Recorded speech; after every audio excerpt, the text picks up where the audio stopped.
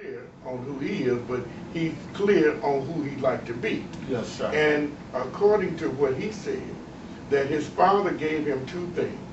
That was, he took him to a jazz concert and gave him a basketball.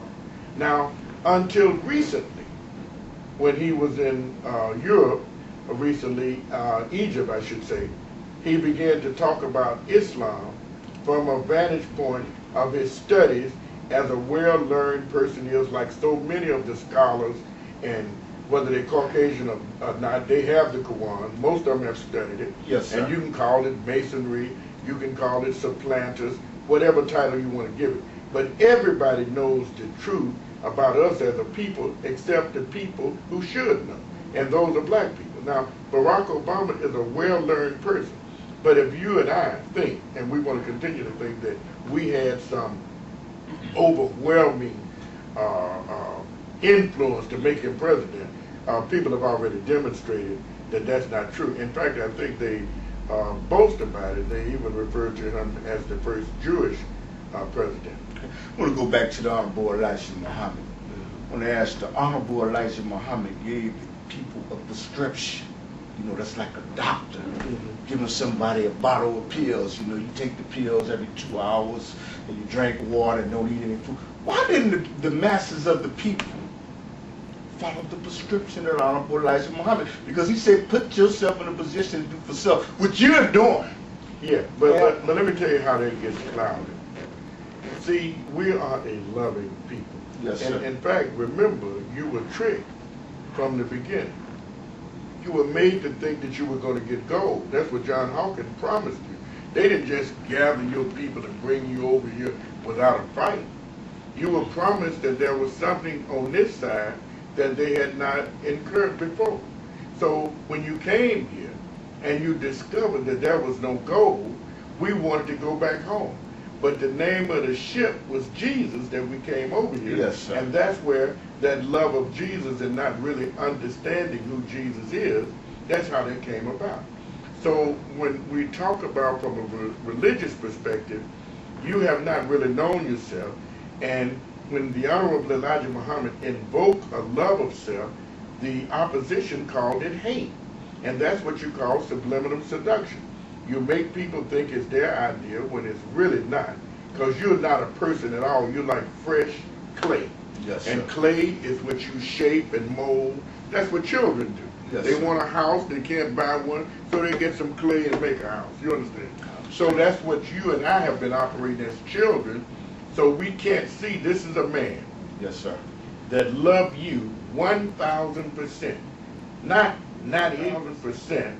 Trying to resurrect you because that was his job. You're like a mentally dead people. Now, thank God you're not physically dead, because physically we don't know anybody that's coming back. But look how foolish we are. We sing songs hoping that we see our people on the other side. And there's nothing beyond the grave. You understand? That's it. Yes, sir. After you go 6 miles, well, you know, 6 feet under, that's it. I mean, those, you go back when you dig those bodies up, the flesh is gone, all of that is over.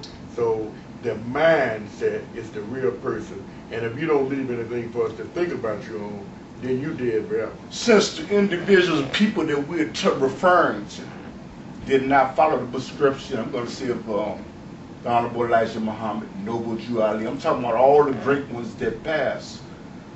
I'm not so sure they should be put in the same category. Okay. And let me say this to you, Ryan. Listen. There's something that you call divine knowledge. Yes, and sir. I know this is difficult when you've hated yourself for so long.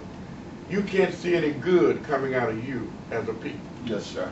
But you were made, this situation was made for a particular purpose. God himself would come after you. That's how precious you are. In the Bible, they refer to it as God coming as a thief in the night. Is that right? Yes, sir. All right. Now you know what a thief is. Yes. Doesn't mean that you caught the thief. You see evidence that something was missing, so you know a thief came.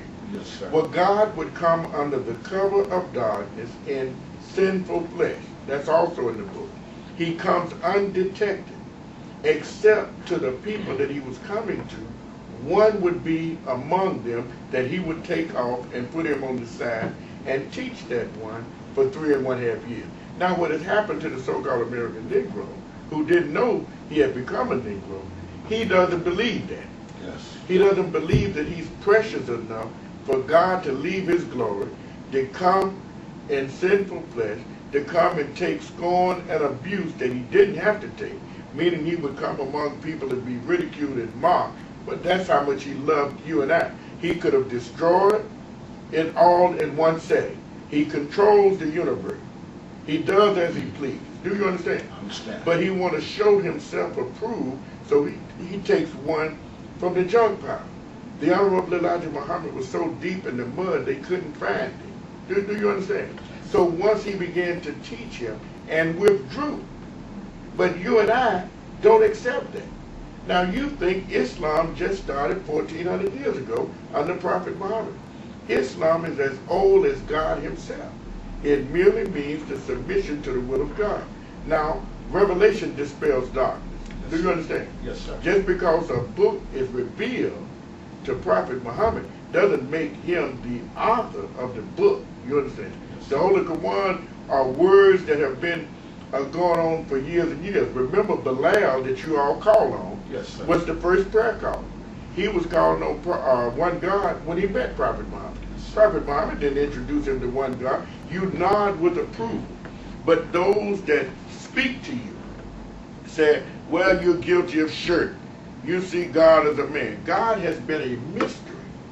That's why you didn't know what he looked like. You saw him as a spirit or spook because that's what you've been trained. I saw Islamic films where Prophet Muhammad ascends in the cloud. You don't see anybody walking up in the clouds, brothers and sisters.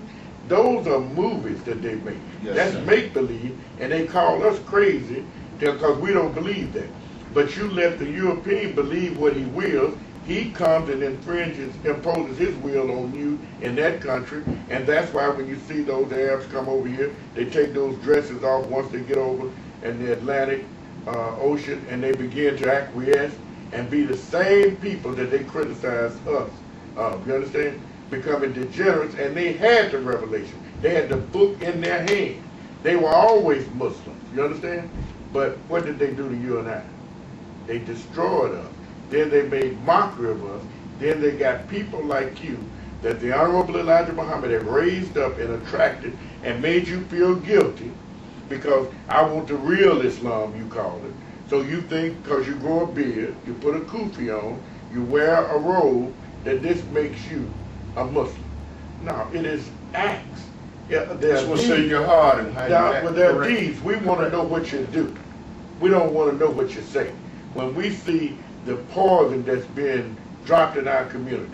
I sit in a trial, in the federal trial many years ago, yes, sir, that they had Muslims who were bringing in heroin from Pakistan during that time. Excuse me, you perceptive. That was the next question I was going to ask. Not only am I perceptive, but I've sit in courtrooms, I've seen things that have been done. I've seen them utilize our little girls, and, buy and sell them for a candy bar and that sort of thing. Yes. You don't exploit people if you're a Muslim. Yes. You understand? So there are things that they don't even show any respect for. You sell poison to your people, and when I say poison, they're forbidden from even dealing with pork. How in the world are you going to come and sell that poison swine in the community, and then boast about it that they do? And you've seen the argument. Some of the Islamic brothers who have walked down 79th Street arguing with the Arabs, they ridicule them on TV and tell them how they get them drunk and that sort of thing. So, my brother, this kind of argument makes no sense. That's why the Honorable Elijah Muhammad paid them no attention. Yes. He functioned as a civilized man, and we do the same. And you know what, again, I go back to the Honorable Elijah Muhammad. I show his picture on my show every single weekend. I thank